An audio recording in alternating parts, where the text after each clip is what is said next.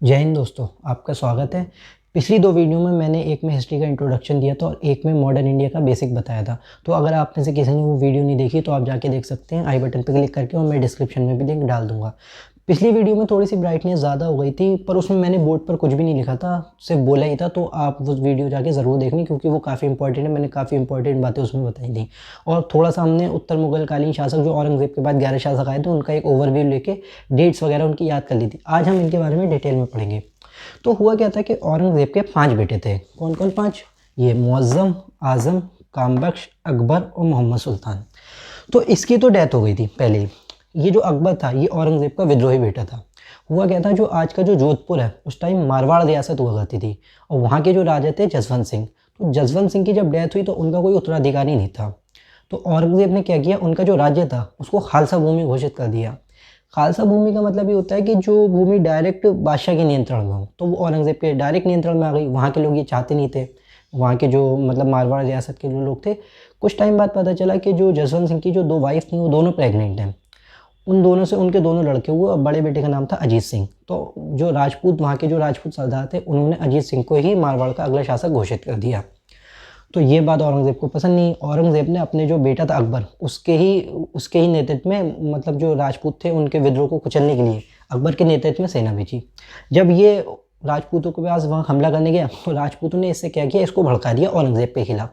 ये कह के कि तुम्हें औरंगज़ेब ने जानबूझ कर यहाँ भेजा, उसे पता है कि तुम इस अभियान में मारे जाओगे, और वो जो अपने बचे ये जो 3 जो बेटे हैं इनको राजा बनाना चाहता है, वो तुम्हें नहीं बनाना चाहता है। ये राजपूतों की बात में आके फंस गया, इसको खूब खिलाया पिलाया। लेकिन जब इसका नशा उतरा तो इसे ये पता चला कि यार औरंगज़ेब ने तो अपने पापा को भी नहीं छोड़ा, जितने भाई थे उन लोगों को भी मार डाला, वो मुझे भी नहीं छोड़ेगा। ये यहाँ से भाग के गया मराठों के पास।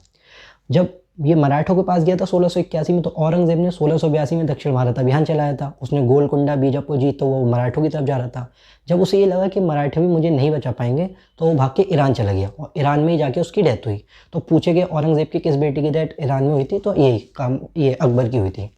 अब बचे ये तीनों। इन तीनों में अगर पूछे सबसे ज़्यादा मतलब योग्य कौन था, तो ये कामबख्श सबसे ज़्यादा योग्य था।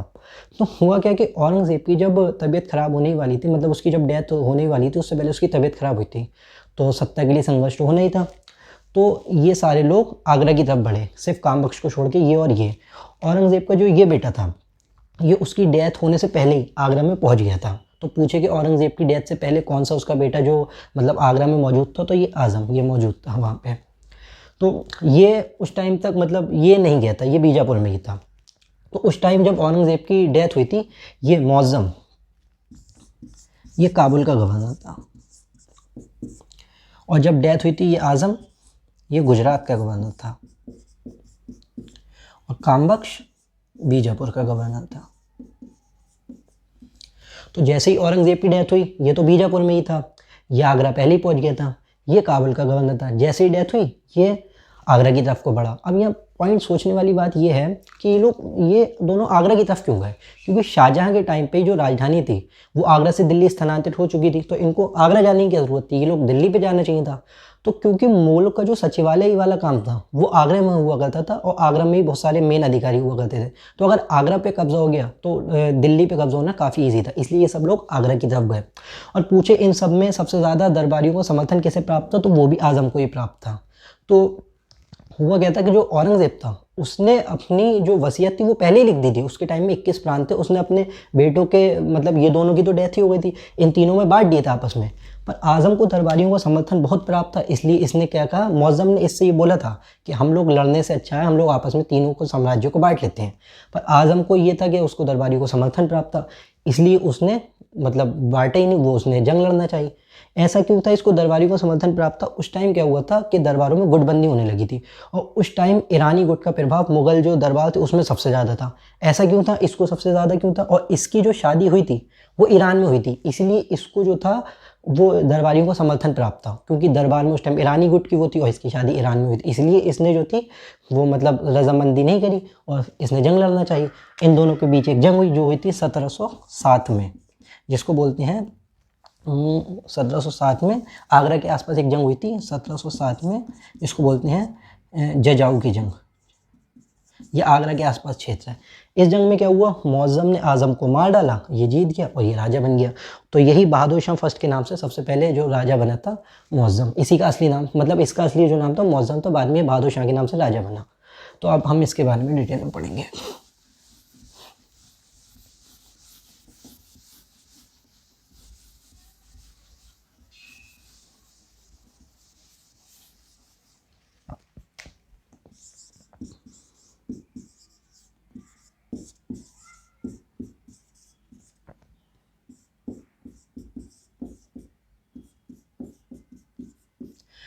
इसका ये बहादुर शाह के नाम से शासक बना, तो मैंने कल भी बनाया था इसे शाह आलम फर्स्ट, और इसको बहादुर शाह फर्स्ट कहते हैं, ये फर्स्ट, क्योंकि एक सेकंड भी बादशाह सबसे लास्ट में जो आया था वो सेकंड थे, और इसका नाम शाह आलम के नाम से भी जाना जाता है।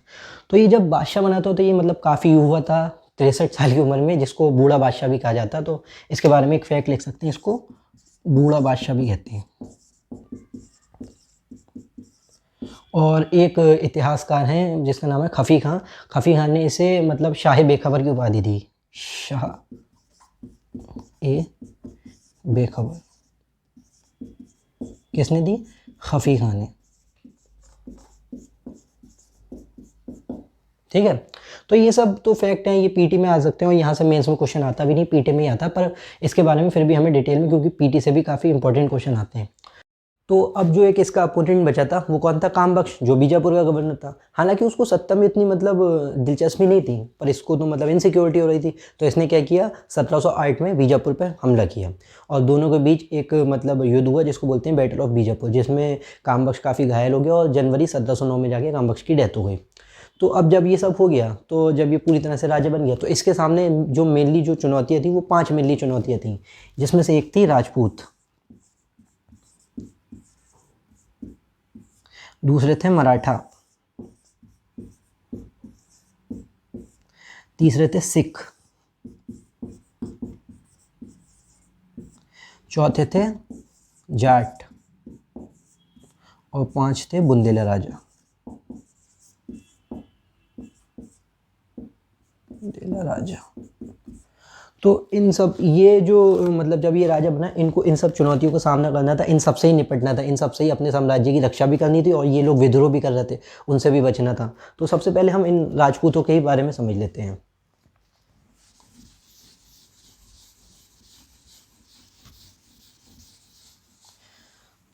राजपूतों में मेनली 3 जगह से चुनौतियाँ थी, एक था मेवाड़, एक था आमेर, और एक था मारवाड़। ये 3 प्रमुख थे राजपूतों में, और हालांकि राजपूतों की और भी रियासत हुआ करती थी, और मेनली यही मतलब उस टाइम पे प्रमुख थे। तो मेवाड़ के जो राजा थे उनका नाम था अमर सिंह। इनको तो मतलब इनसे तो कोई काफ़ी मतलब इनसे तो कुछ मतलब विवाद था नहीं, इनसे तो इनका जो राज्य था वहीं शासन कर रहे थे, इनसे ज़्यादा मतलब उसकी कोई भी भिड़त नहीं हुई। और ये याद रखना, ये अमर सिंह सेकंड है। एक अमर सिंह जो थे वो महाराणा प्रताप के बेटे थे, जो उनके बाद बने थे, क्योंकि सेम नाम के कई राजा आते हैं इसलिए कन्फ्यूजन हो जाती है। आमेर के जो राजा थे वो थे जय सिंह, और ये भी जयसिंह सेकंड है। एक जयसिंह औरंगज़ेब के टाइम, जिन्होंने मतलब औरंगज़ेब ने जिसे भेजा था शिवाजी से संधि करने के लिए, तो एक जयसिंह वो थे जिन जयसिंह फर्स्ट कैसे हैं। और जयसिंह में मतलब राजस्थान में और भी नाम, जो जैसे मेवाड़ में भी एक राजा जयसिंह आए थे, तो जयसिंह नाम से कई राजा थे, तो वो मतलब कन्फ्यूज़ नहीं होना, ये जयसिंह सेकंड थे, और जो औरंगज़ेब के टाइम आए थे वो जयसिंह फर्स्ट थे। और जयसिंह नाम से और भी राजा हैं, वो अलग अलग मतलब अलग अलग जहाँ की जो हुआ करती थी ना सल्तनत, वो अलग अलग उसमें आए थे। और मारवाड़ के राजा थे अजीत सिंह। अजीत सिंह कौन, वही जिनको औरंगज़ेब ने बचपन में जब पैदा हुए थे तो औरंगज़ेब ने मतलब कैद करवा दिया था, जिसको दुर्गादास जो थे वो छुड़ा कर लाए थे, तो अजीत सिंह। और ये जसवंत सिंह के जो बेटे थे अजीत सिंह। तो मेवाड़ से तो मतलब कोई मतलब खास था नहीं उनसे विवाद। और आमेर से देखने वाली बात है, आमेर से और ये मारवाड़ से। तो आमेर जो मतलब आज का जो जयपुर है, वो पहले आमेर नाम से मतलब रियासत मशहूर थी। और जो आज जो मतलब आमेर है, वो आज जयपुर का मतलब एक छोटा सा तहसील बन के रह गया। पहले जो आमेर थी बहुत बड़ी रियासत थी, जो आपने जोध अकबर का नाम सुना होगा, तो जो जोधा थी वो आमेर यहीं से थी, आमेर से। तो जयसिंह जो थे, औरंगज़ेब ने क्या किया था, इन लोगों के जो जयसिंह थे, इनके जो पैतृक राज्य है, मतलब जो इनका राज्य था आमेर, वहाँ से इनको मतलब हटा के इनको बना दिया था मालवा का गवर्नर, ताकि अपने पैतृक राज्य में रह के उनके खिलाफ कुछ वो ना कर सके, मतलब कुछ भी गलत एक्टिविटी, और ये वेजी भी रहें, और इनको अभियानों पर भी भेजा करता था। तो इनसे इनका पैतृक राज्य छीन लिया था। तो आमेर में कौन हुआ करता था, आमेर में वो अपने ही मतलब किसी भी इंसान को एक गवर्नर बना के आमेर का संचालन कर लेते थे, ठीक है। लेकिन इसने क्या किया, आके जो बहादुर शाह फर्स्ट था, इसने जो जयसिंह थे उनको अपना राज्य वापस कर दिया और मालवा की सूबेदारी उनसे ले ली, कहा कि आप अपना ही राज्य संभालो। तो इसने क्या किया, मतलब जयसिंह ने इनको इनका राज्य वापस ले लिया और इनसे जाके कहा कि अपनी तुम मतलब आमेर की जिम्मेदारी संभालो। तो इनका तो ठीक हो गया। मारवाड़ में जो अजीत सिंह थे, अजीत सिंह ने इनके खिलाफ विद्रोह कर दिया था, बहादुर शाह के खिलाफ। अब विद्रोह कर दिया था तो सीधी सी बात, उसको दबाना पड़ेगा। तो बहादुर शाह था इनके विद्रोह को दबाने गया, और जैसे ही ये दबाने गया, उधर से सिखों ने भी विद्रोह कर दिया था। तो अजीत सिंह के ऊपर जब बहादुर शाह ने हमला किया, तो अजीत सिंह ने समर्पण तो कर दिया, पर उधर से सिखों का भी विद्रोह हो रहा था। तो अजीत सिंह ने क्या किया कि समर्पण तो कर दिया, पर बहादुर शाह ने इनको मतलब इनको कोई सज़ा नहीं दी, और इनको इनका राज्य जो मारवाड़ था कह दिया कि ठीक है, आप मतलब इसमें शासन कर सकते हो, हमें कोई प्रॉब्लम नहीं, लेकिन मतलब इनकी शर्तों पर ही करना पड़ेगा, और इसने शर्तें लाद दी थी। तो इन दोनों का मसला तो सॉल्व हो गया था। उधर सिखों ने विद्रोह कर दिया था, इस वजह से इन लोगों को इसको मतलब इन लोगों के साथ क्या करा, मतलब संधि वगैरह करना पड़ी। तो अगर पूछे बहादुर शाह ने इन लोग राजपूतों के खिलाफ कौन सी नीति अपनाई, तो बोलेंगे मेल मिलाप की नीति का पालन किया था। क्वेश्चन आता है कि बहादुर शाह ने राजपूतों के साथ किस प्रकार की नीति का पालन किया था, तो मेल मिलाप की नीति, ठीक है। तो अब हम दूसरा समझ लेते हैं, मराठा।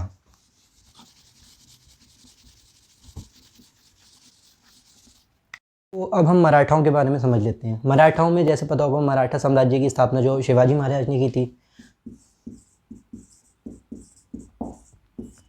इनकी जो कार्यकाल था वो 1680 में इनकी डेथ हो गई थी, 1627 में जन्म हुआ था।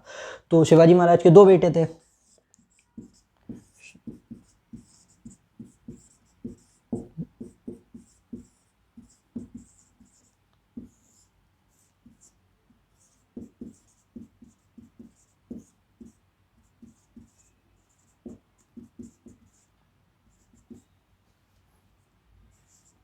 तो इन शिवाजी महाराज के दो बेटे थे, एक थे संभाजी, एक थे राजाराम।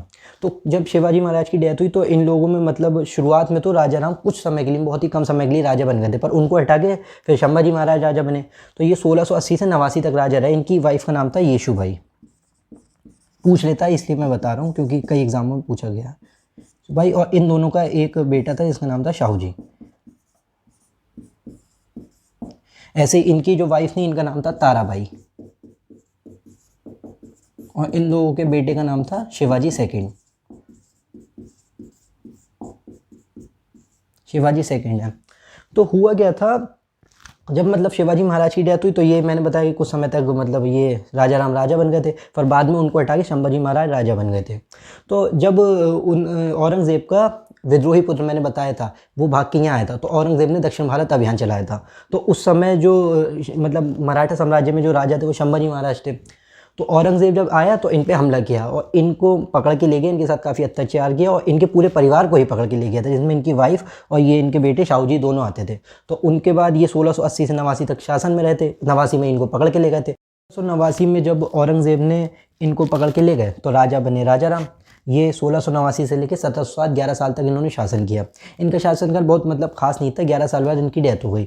इनकी जब डेथ हुई, तो इनका जो मतलब बेटा था वो माइनर था, अल्पवयस्क। तो इन जो मतलब मराठा जो साम्राज्य था, उसकी बागडोर इनकी वाइफ जो ताराबाई थी उन्होंने संभाली। फिर क्या हुआ, जब ये बहादुर शाह शासक बना 1707 में, इसने क्या किया, शाहू जी महाराज को छोड़ दिया, मतलब मुक्त कर दिया, ये दिखाने के लिए कि मराठाओं से मेरी कोई पर्सनली दुश्मनी नहीं है, तुम्हारा जो छत्रपति था उसको मैंने छोड़ दिया, हमारी तुमसे कोई दुश्मनी नहीं है। पर इसने ये जो छोड़ा था, इसने जान पूछ के छोड़ा था। इसको क्या लगा था कि ये जाएगा और इन लोगों से जाके लड़ेगा, और ये आपस में लड़ लड़ के मतलब कमज़ोर हो जाएंगे, और फ़ायदा किसको को, मुगलों को। तो अगर पूछा जाए कि इसने बहादुर शाह ने मराठाओं के खिलाफ कैसी नीति का पालन किया था, तो ऊपरी तौर पर मेल मिलाप की नीति, मतलब जो दिखाने के लिए कि हमें हमारी तुमसे कोई दुश्मनी, छोड़ दिया था। पर पीछे इसका कारण क्या था, यही कि ये आपस में लड़के कमज़ोर हो जाएं। तो यही आता है कि इन कौन सी इसने नीति का पालन किया था, तो ऊपरी तौर पर मेल मिलाप की नीति। अब हम पढ़ लेते हैं सिखों के बारे में। तो सिखों के साथ क्या हुआ था, जो सिखों के जो 10वें गुरु थे, जिनका नाम था गुरु गोविंद सिंह,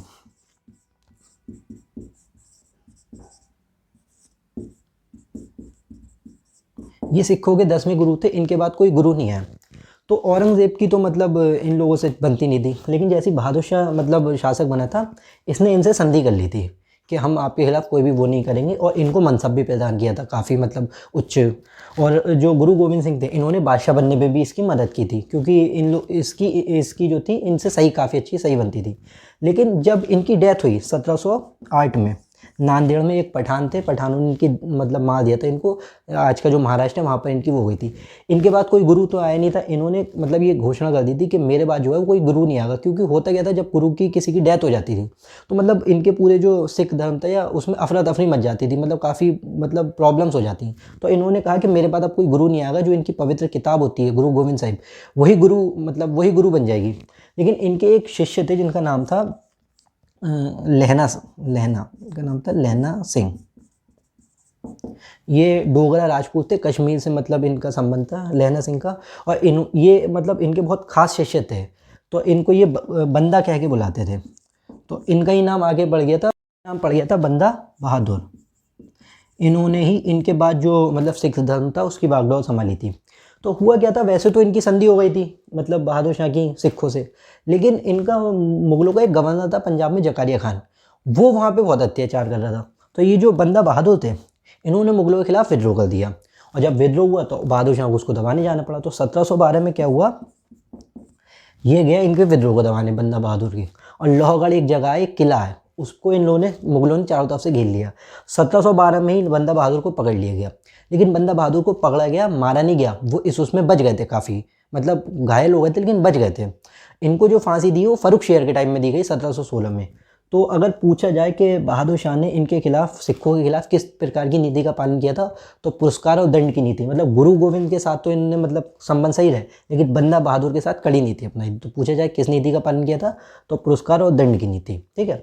और इनको पकड़ने में जो भूमिका मतलब इनको पकड़ने में जो इनकी मदद की थी वो थे जाटो। जाटो के एक जो मतलब वो थे क्या बोलते हैं नेता, वो चूड़ामन जाट थे उस टाइम तक। तो इनको जो बंदा बहादुर इनको पकड़ने में जो बहादुर शाह की जो मदद की थी वो की थी चूड़ामन जाट ने। तो यहीं से ये पता चल जाता कि जाटों के खिलाफ भी इसने जो नीति थी वो उनकी सारी बातों को मान लिया था, और उसके साथ भी इनकी मतलब सब कुछ मैनेज हो गया था।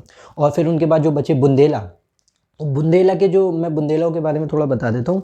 बुंदेला जो राजा छत्रसाल आपने सुना होगा, उनके पिता का नाम था चंपत राय। बुंदेलखंड जो आज का मतलब दक्षिणी उत्तर प्रदेश और उत्तरी मध्य प्रदेश है, वहाँ का जो क्षेत्र पड़ता है, जैसे झांसी है, महोबा, ये सब जो राज्य हैं बुंदेलखंड कहलाते हैं। वहाँ पानी की काफ़ी कमी है।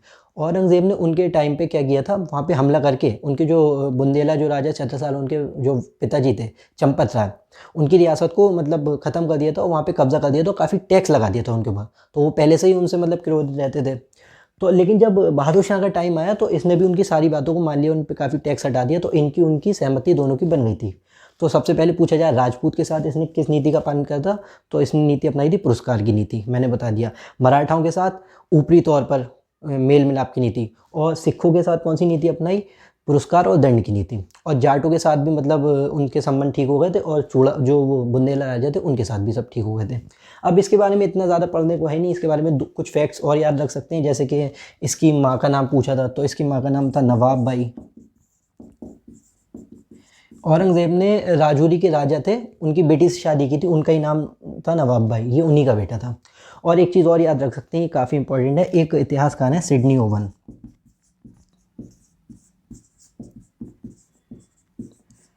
सिडनी ओवन, उन्होंने इसके लिए एक स्टेटमेंट दी थी कि ये आखिरी ऐसा मुगल बादशाह था जिसके खिलाफ कुछ अच्छा कहा जा सकता है।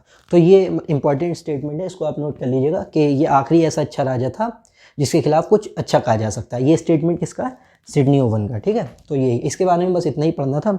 अब इसके बाद जो है वो इसका बेटा राजा बनता है, इसका नाम है जहादर शाह।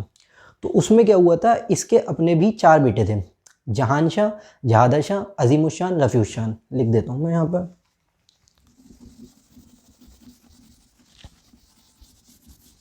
कौन कौन, जहान शाह, जहादर शाह,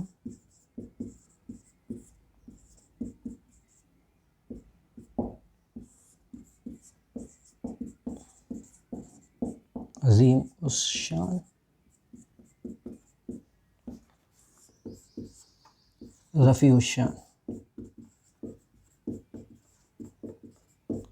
तो इसके 4 बेटों के बीच भी मतलब सत्ता के लिए संघर्ष हुआ। इसमें इसका ये वाला बेटा था, ये जीत गया और जहादर शाह के नाम से शासक बना।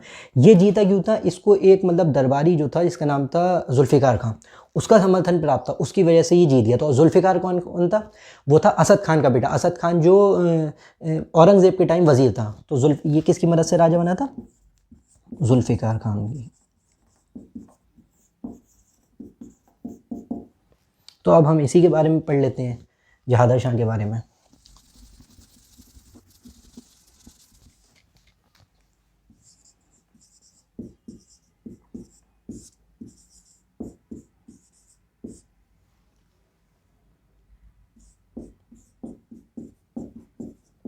ये मात्र 11 महीने शासक रहा था, 1712 से 13, मतलब 1712 के कुछ बीच में बना था और 13 के कुछ टाइम तक शासक रहा था, मतलब लगभग 11 महीने के आसपास इसका शासनकाल था।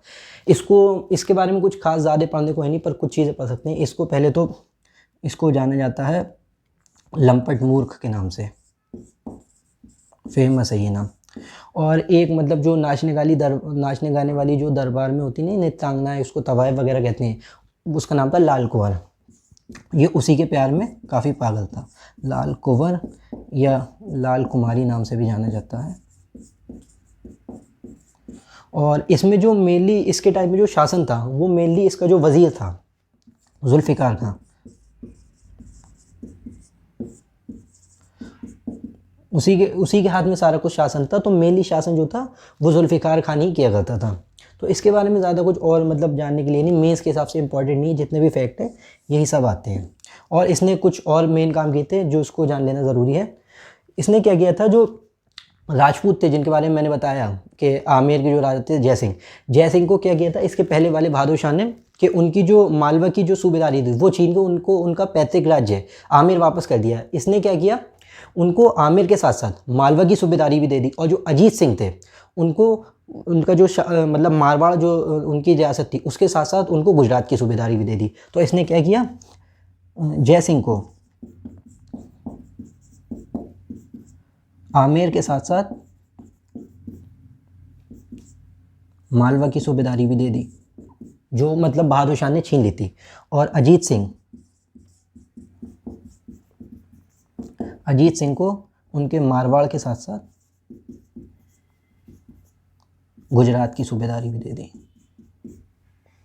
और एक इम्पॉर्टेंट चीज़ याद रखना है, इसने आमेर के जो राजा जय सिंह थे उनको सवाई की उपाधि दी थी, और जो अजीत सिंह थे इनको महाराजा की उपाधि दी थी। इनको सवाई और मिर्ज़ा दोनों की उपाधि दी थी जय सिंह को, मतलब इनको बोला जाता था सवाई मिर्ज़ा राजा जय सिंह, और इनको बोला जाता था महाराज अजीत सिंह। तो ये इसके बारे में फैक्ट याद रखना। एक और इसके बारे में याद रखना, इसका जो कार्यकाल था ये बहुत ही मतलब यही डांस नाचने गाने वगैरह में लगा रहता था। तो इसके टाइम को एक जो खफी खां जो हैं, जो मैंने इनके पहले बताया था, इसके पहले जो इतिहासकार थे उन्होंने ही इसके टाइम पीरियड को कहा है भाटो चारण और अभिनेताओं नृत्यांगनाओं का काल, ये सब कहा है। तो इसके बारे में मतलब ये इंपॉर्टेंट है, याद रख लेना, क्योंकि ये सब मतलब एग्जाम में पूछ लेता है। मैं लिख देता हूँ यहाँ पर, खफी खां जो थे उन्होंने क्या कहा है, इसके जो शासनकाल को भाटो, जो मतलब गाना वगैरह गाते हैं, भाटो चारण अभिनेताओं और नृत्यांगनाओं, इन सब का काल कहा है। ठीक है, तो ये सब इसके बारे में इंपॉर्टेंट फैक्ट है। और इसके टाइम पे क्या था कि इसके जो पहले वाले जो मतलब इसके जो पापा थे, क्या नाम था, बहादुर शाह, उनके टाइम पे उसने क्या किया था, बहुत बड़े मतलब जितने भी इसके दरबारी लोग हुए थे उनको काफ़ी बड़ी बड़ी जागीरें देना शुरू कर दी थी। जागीर क्या होता है, जैसे कि मतलब ऐसा समझ लीजिए आप किसी को भी कोई मतलब मैंने आपको तनख्वाह पे रखा और मैंने बोल दिया 1 लाख रुपए तनख्वाह है, तो जागीर का मतलब क्या होता था, तनख्वाह नहीं मिलती थी डायरेक्ट, वेतन मतलब सैलरी नहीं मिलती थी, एक एरिया दे दिया जाता था, बोला जाता था उस एरिया से जितना भी रेवेन्यू जनरेट होगा वो रेवेन्यू आप रख लेंगे। अगर 1 लाख से मान लीजिए 1 लाख फिक्स हुआ तो उसके अगर 1,20,000 रुपये रेवेन्यू जनरेट होता है तो 1 लाख आप रख लेंगे और 20 लाख जो है वो 20,000 जो है वो मतलब इनकी जो ट्रेजरी होती थी राजकोट उसमें जमा करा देंगे। तो जागीर का सिंपल सा मतलब ये होता है, जागीर दे दी मतलब कोई क्षेत्र दे दिया, वहाँ से जितना भी रेवेन्यू जनरेट होगा वो मिल जाएगा। अगर जितनी आपका जो फिक्स की गई है जागीर उससे ज़्यादा हुआ तो आप राजकोष में जमा करवा देंगे, बाकी आप खुद रख लेंगे। तो यही हुआ था, ये सब भी याद रखना था। इसके बारे में कुछ इंपॉर्टेंट पॉइंट्स याद रख सकते हैं। इसने क्या किया था, जजिया का जो होता है उसको हटा दिया था। जजिया गढ़ सबसे पहले जो था वो, जजिया गढ़ के बारे में मैं अभी बताऊंगा। अकबर ने 1564 के आसपास उसको हटा दिया था, औरंगज़ेब ने उसे दोबारा लगा दिया था। इसने क्या किया, जजिया गढ़ को हटा दिया। जजिया ये एक टैक्स होता है। कहीं कहीं आपको ये भी मिलेगा जो इससे पिछले वाले जो इसके राजा थे मतलब बहादुर शाह, उन्होंने भी हटाया। तो वो इतिहासकार में कई जगह अंडरस्टैंडिंग नहीं होती, तो आपको कई किताबों में ये भी मिलेगा कि बहादुर शाह ने भी हटाया था, लेकिन इसने भी हटाया था। तो जिसका भी आया उसमें कन्फ्यूज नहीं होना है, वो ऑप्शन के हिसाब से मार देना। तो सबसे पहले मैंने बताया कि उसको अकबर ने हटा दिया था, औरंगज़ेब ने मतलब दोबारा लगा दिया था। फिर इसने दोबारा, इसने या इसके पापा ने, जो भी आया मार देना। जजिया कर होता क्या है, इसको कई लोग समझते हैं ये धार्मिक मतलब एक रिलीजियस टैक्स है। इसको रिलीजियस टैक्स नहीं है, ये प्रॉपर्टी टैक्स है, संपत्ति कर। लेकिन इसको जो अप्लाई किया गया, इसका जो डिस्क्रिमिनेशन है वही धर्म के आधार पर हुआ, इसलिए इसको लोग मान लेते हैं। होता क्या था, जो मुस्लिम राजा जो होते हैं और वहाँ की जो जनता मतलब नॉन मुस्लिम जो जनता होती है, उनको अपनी संपत्ति की रक्षा करने के लिए एक टैक्स देना पड़ता था जिसको बोलते थे जजिया टैक्स। पर क्योंकि उसका जो डिस्क्रिमिनेशन है वो धर्म के आधार पे हुआ था, इसलिए वो सुनने में धार्मिक कर लगता है, जबकि वो धार्मिक है नहीं, मूल रूप से वो संपत्ति कर है। इसलिए अगर पेपर में क्वेश्चन आएगा कि जजिया कैसा कर है, तो वो धार्मिक नहीं मानना है। हाँ, उसका जो रिजल्ट निकलता था वो मतलब धार्मिक ही निकलता था, क्योंकि कई लोग इस कर से बचने के लिए धर्म परिवर्तन कर लेते हैं। लेकिन जो कर था वो संपत्ति कर है, इसलिए ध्यान रखना, अगर पेपर में आएगा तो इसको संपत्ति कर मानना है। यूपीएससी छोटे एग्जाम में तो कहीं कहीं आता है तो चल जाता है, ऑप्शन में नहीं हो तो धार्मिक ही मानना है। लेकिन अगर ऑप्शन में धार्मिक कर और मतलब संपत्ति कर या रिलीजियस टैक्स और प्रॉपर्टी टैक्स है तो प्रॉपर्टी टैक्स मानना है, ठीक है। और इसके बारे में कुछ बातें याद रख सकते हैं। इसने क्या किया था, जो मराठा थे उनको स्वदेशमुखी के साथ साथ चौथ वसूलने का भी अधिकार दे दिया था। एक पॉइंट जो मैंने बताया नहीं था बहादुर शाह में, वो नोट कर लीजिएगा। जो मुगलों के जो दक्कन में सूबे थे, जब उसने शाहू जी महाराज को छोड़ा था तो उसने क्या किया था, उनको दक्कन के अपने जो सूबे थे वहाँ से स्वदेशमुखी वसूलने का अधिकार भी दे दिया था। इसने क्या किया, स्वदेशमुखी के साथ साथ चौथ वसूलने का भी अधिकार उनको दे दिया था। मैं चौथ और स्वदेशमुखी बता देता हूँ। चौथ क्या होता था और स्वदेशमुखी,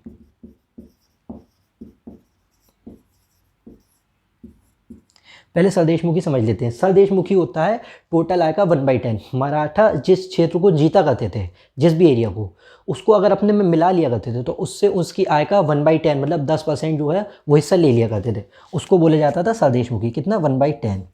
और जिस राज्य को मराठा जीता करते थे उसको अपने क्षेत्र में नहीं मिलाते थे, उससे लेते थे 1/4 मतलब 25%।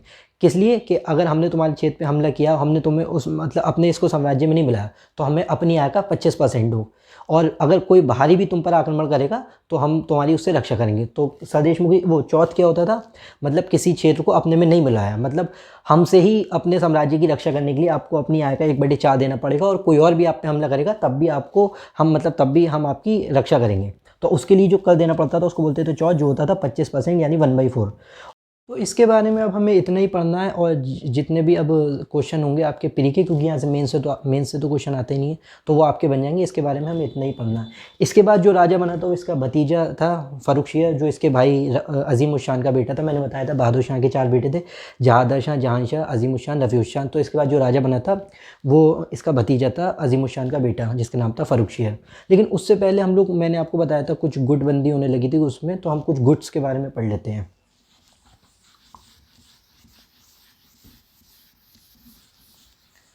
तो गुट क्या होता है, गुट मतलब ग्रुप जैसा है। होता क्या है, जब राजा कमज़ोर होता है तो दरबार में कुछ ग्रुप बनने लगते हैं। वो क्या करते हैं, राजा को तो कठपुतली जैसा बना देते हैं और अपनी ही सत्ता, अपने ही हाथ में सारी पावर रखते हैं, और अपने ही जैसे लोगों को बड़े बड़े पद देते हैं।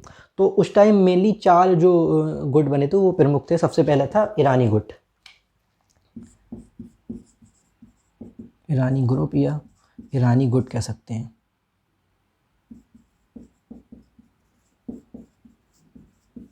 इसमें जो मेनली थे वो कौन कौन थे, इनमें कुछ नाम आपको याद रखने होंगे, जैसे जुल्फ़िकार खान। ये वही जुल्फ़िकार खान है जिसके बल पे जहादर शाह मतलब राजा बना था। और उस टाइम मैंने बताया था कि ईरानी गुट का जो मतलब ईरानी गुट का बोलबाला दरबार में ज़्यादा था। जुल्फ़िकार खान, सआदत खान, अमीर खान,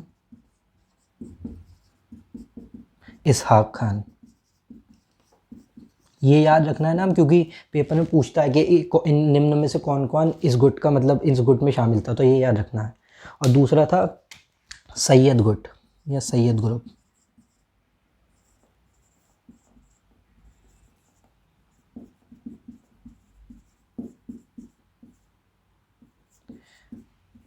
इसमें दो ही लोग मेनली याद रखना, दो भाई थे जिनको बोला जाता है सैयद बंधु या सैयद ब्रदर्स। इनको किंग मेकर मतलब राजा निर्माताओं के नाम से भी जाना जाता है। इन्होंने 4 राजा बनाए थे, फ़र्रुखशियर, रफ़ीउद्दर्जा, रफ़ीउद्दौला, उसके बाद जो मोहम्मद शाह था उसको भी इन्होंने ही शासक बनाया था। तो ये 2 भाई थे, एक का नाम था अब्दुल्ला खान,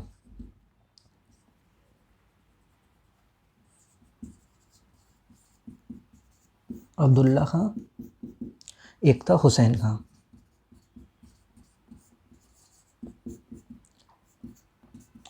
ये था इलाहाबाद का गवर्नर,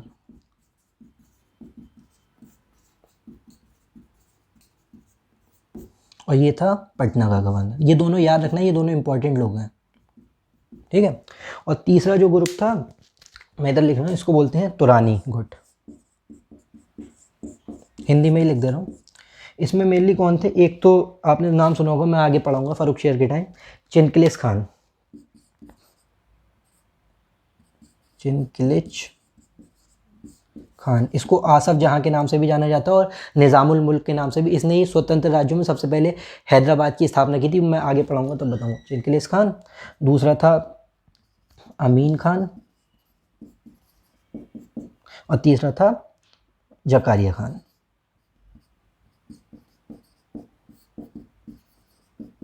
और याद करना बहुत सिंपल है इनके मामले में, ईरानी, सैयद और तुरानी, फर्स्ट, सेकंड और थर्ड IST। इसको तुरानी इंग्लिश में लिख देता हूँ,